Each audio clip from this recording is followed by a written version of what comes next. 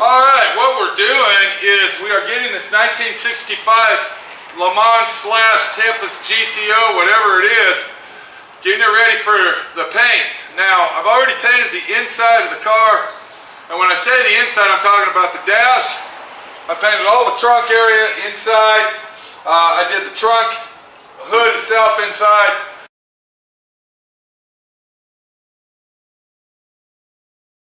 Now, you were saying that you wanted me to paint all this in here. Right, where it's red. Okay. Wherever it's red, I want to see. So now we're going to paint all the red, because when I first got the car, you said, no, don't worry about all that. But now it's like we got to paint it. Is that what you're saying? Well, yeah. So we can't paint black. It's got to be the color of the car. I mean, do we really have to scuff that down real heavy duty? No, just scuff it and just paint it. Yeah. Because that's a lot of work there. That is a lot of work, Pete. But I didn't know that. See, I thought that it was good. You know. Well, that way, when you open up the trunk, you look inside there, you won't see red. Okay.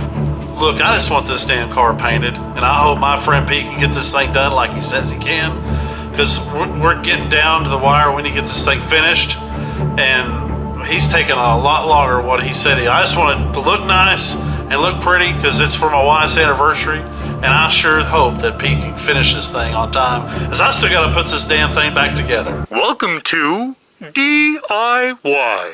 Automotive School with my friend Pete. And Minnie, the body shop girl. It's everything you need to know about cars and more.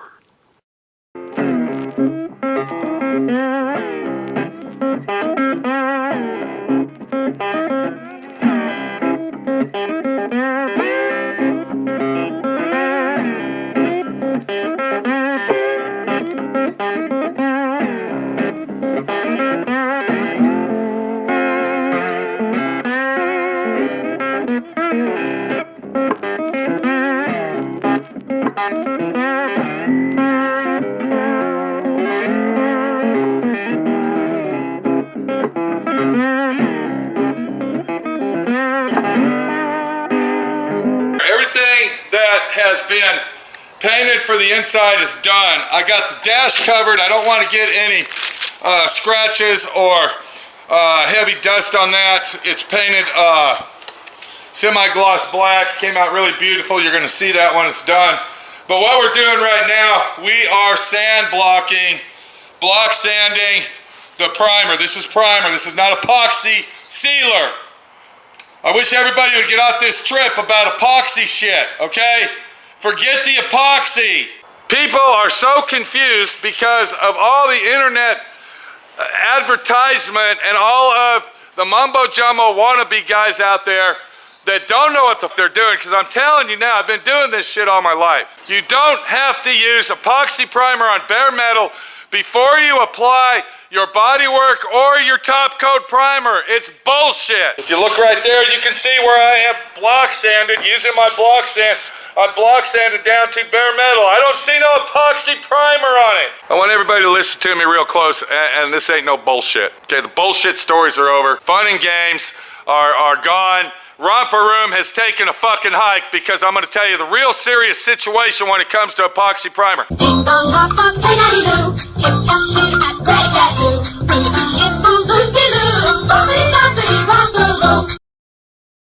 It's not a primer.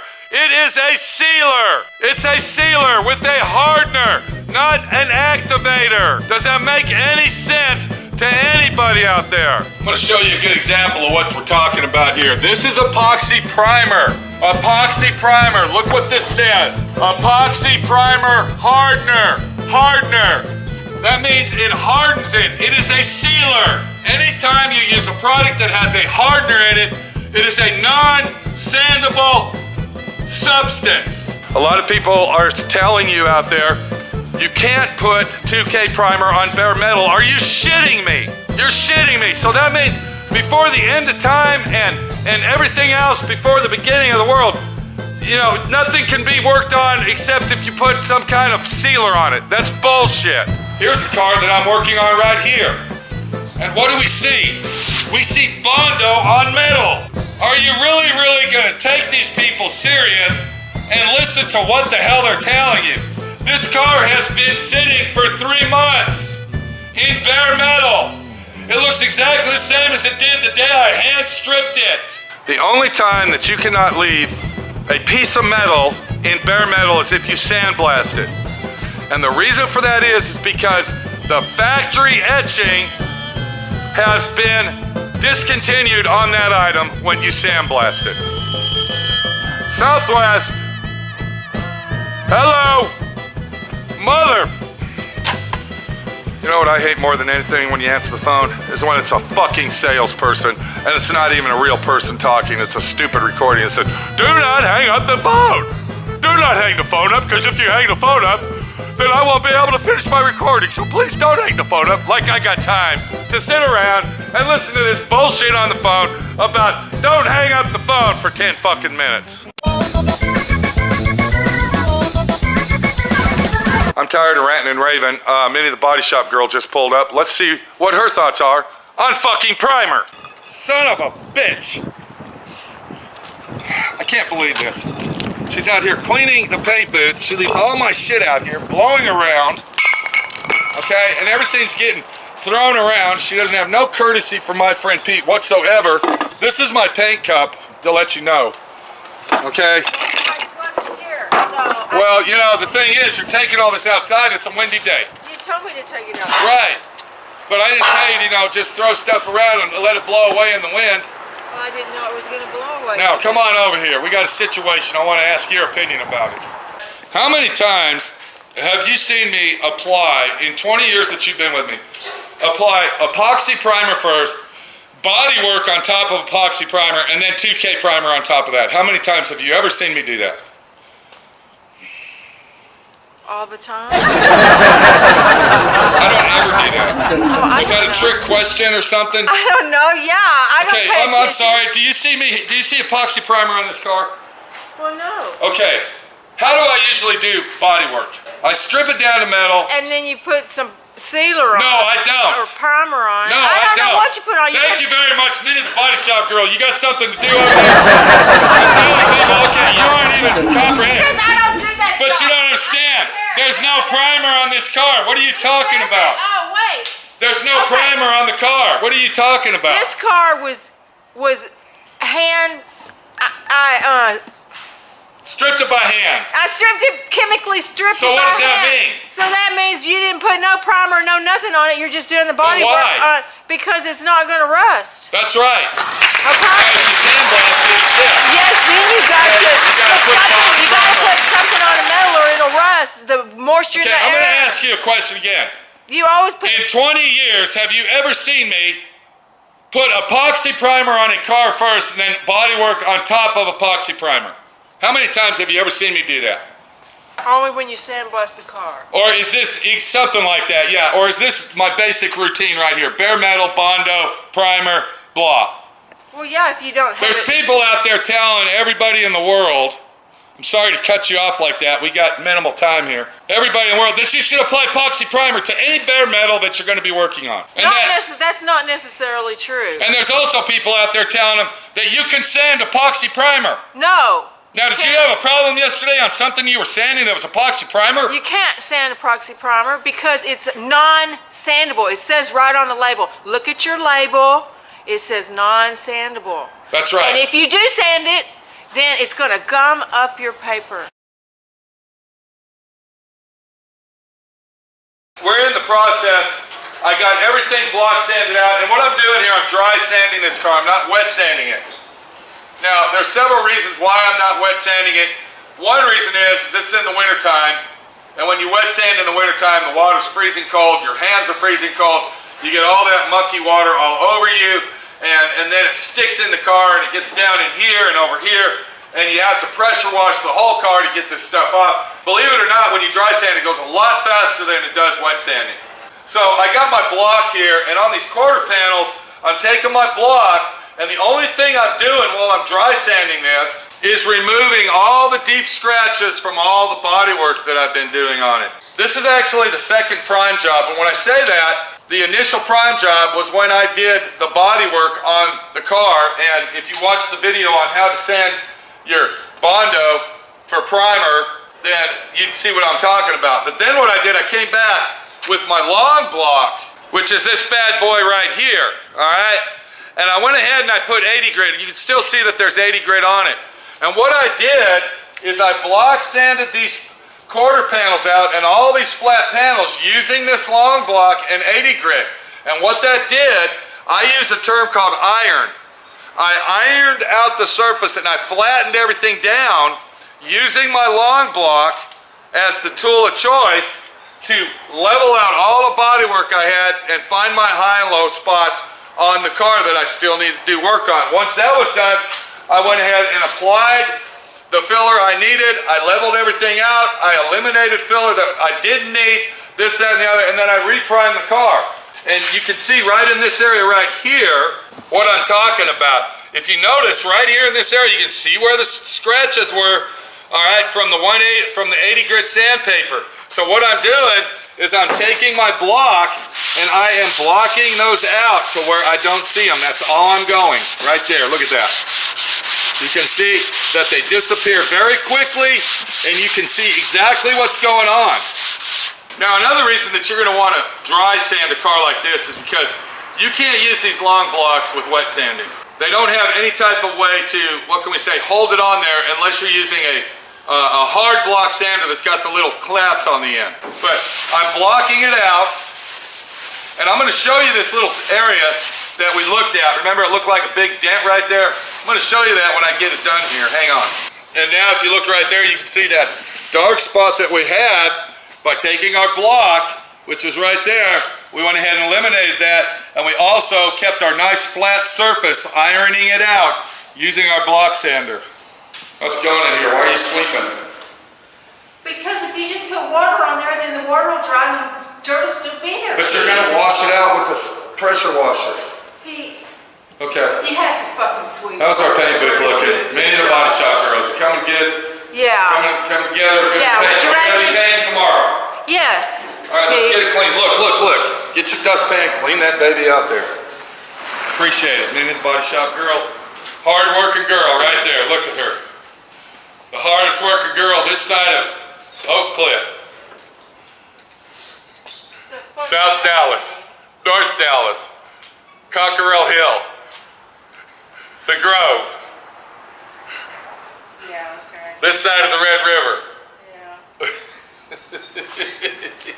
Okay, this wasn't supposed to be a DIY lesson over here. This was just supposed to give you an update of what's going on with my friend Pete. But, you know, I've seen a lot of videos and a lot of action. And when I upload videos on Epoxy Primer and 2K Primer, there's so much controversy that, you know, it's just ridiculous out there that, and it's all because of these companies that are selling their product. I mean, back in the day when I started, there was only like 3 or 4 suppliers. You had Glazeret, DuPont, PPG, and Sherwin-Williams. That was it. Now, it's like everybody and their brother makes paint supplies, and they all got a different story for you. This is my friend Pete. I'm telling you the straight story. And if you don't believe me, I don't give a shit, because you're the one that's gonna fuck up. It's gonna be your mistake because you didn't listen to me when I told you the situation that's going on.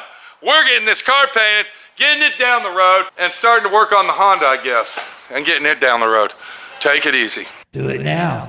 Hit the subscribe button, click that bell, and comment below. Or this clown freak will be in your closet waiting for you tonight when you go to bed. Do my friend Pete a favor, do it now. Subscribe, click the bell, and comment below. Okay, we're in the middle of taping the car off, the 1965 GTO, and it was coming out pretty good until someone walked in. Who's in here? I'm taping it off with you now. Oh, now that I'm Okay. done. Yeah. Okay. Why don't you go fix the collision job that I just got done with, and then you go. And then Yeah. I'll do this. Sure. So we got Nitpick Mini over here joining Nitpick Norm. He just showed up, and he's already bitching about the car, and it's not even done. I just asked why. You bitched. I said, why are you going through all this taping off stuff instead of just spraying it Now, off? what did I tell you, Norm? Because this is the way you do it. This is the way I do it, dude. Don't worry about the way that somebody else would do it. What about all these places where you busted through the front? What about it? What are you going to do? I'm going to put epoxy primer on sealer. Here, Yeah, that's right. Here. There you go. Oh, Look at that. Look at that trunk lid. Look at it. Gosh, dude. That means I did a beautiful sand job. All right, it's gonna come out looking like a near finish. The cowl, the 8 pillars. You're gonna have to respray this whole dang car. Hey, Norm. 'Cause I'm not going to sit here and explain it in detail right now. All you got to do is remember, this is how my friend Pete does it. All right. Now, the tricky part that we had was these openings here, because when you close the trunk, you can see up inside here, see? Right. So what I did is I went ahead and painted this, and then what I'll do is I will wrap some more tape around here and up in this area so overspray won't go in there, and then I'll put my foam tape on this line here and shut the trunk down. And as you can see what I'm talking about? See, you can see up inside here? Oh yeah. Okay, so we'll go ahead and line that with paper so we don't get any overspray on the beautiful paint job, the way my friend Pete does it. Okay. All right, and then I'll put foam tape in it, and then guess what? It's ready to paint, Norm, and you don't have to bitch and complain about it anymore. Okay? All right, Pete. See you later, buddy. All right, take it easy, Pete. I can't talk to you with your back to us. Bye, Minnie. See you later, bud. We're gonna go ahead and paint these doors. If you want me to finish the trunk, you need to tape that white off. Make sure we don't get no purple overspray on that at all. All right, so what we're doing right now is we are wiping the whole car down with wax and grease remover. This has been a very, very intense job doing this.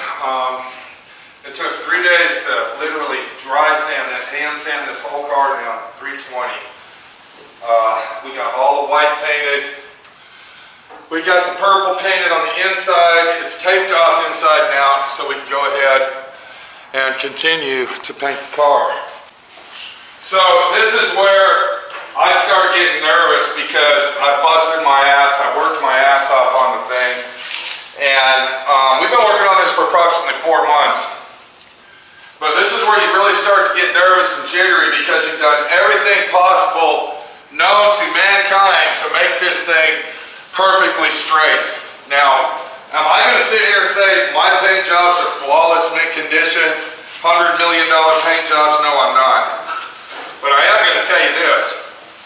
I do the best job that I can do to make that car satisfactory, not just to the owner's satisfaction, but to my satisfaction, because when I do a job, and it doesn't matter if it's a collision job, if it's a bumper cover, if it's a door shell, whatever, I do it as if it was my car. So I get really personal, you might say, with the jobs that I do. But, you know, there's no turning back now. This is pretty much the ending of it, and the last thing we can do is put the paint on it and hope for the best.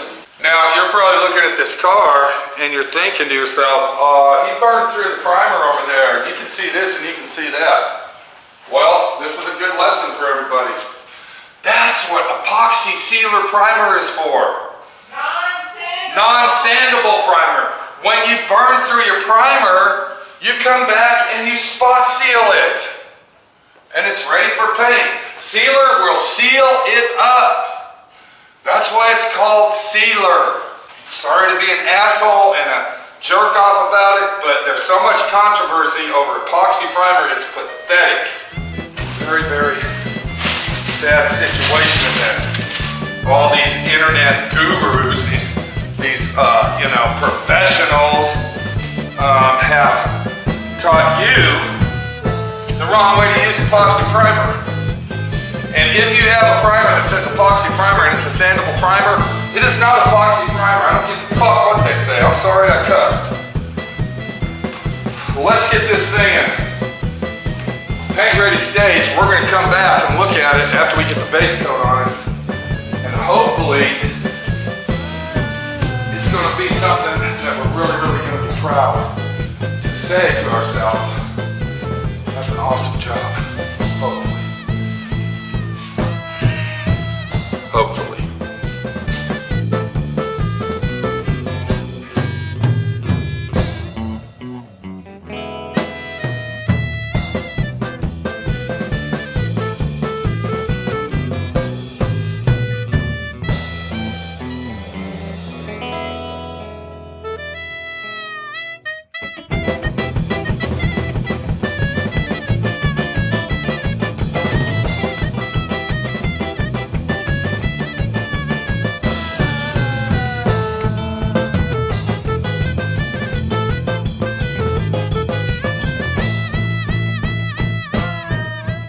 We're gonna take a sneak peek inside the paint booth where Pete is painting the GTO. Woohoo!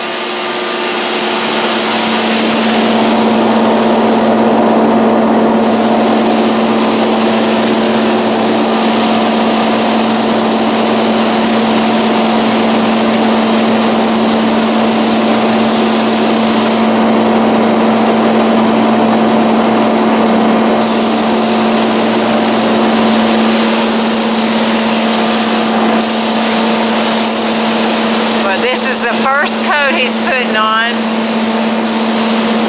and it is a beautiful purple color, and it looks like Pete's using his super duper gun. It is the, I don't know what kind of gun it is. And look at that, painting upside down. See, with that particular gun, it's a siphon feed. No, gravity feed is what it is, and it's got a little bag in there. It's kind of like a pastry bag, and it keeps all the air out of it. So you can shoot it upside down.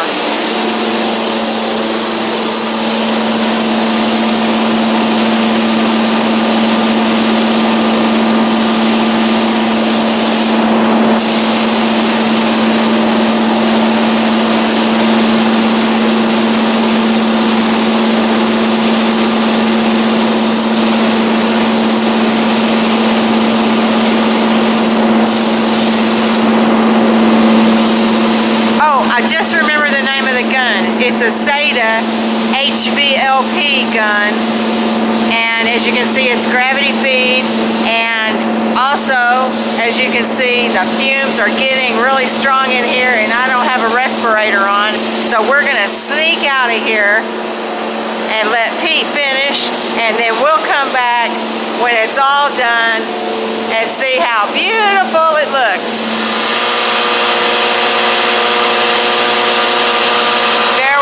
It's a super big paint job, and that is usually the only time Pete uses that SATA gun is when he's doing these big giant jobs.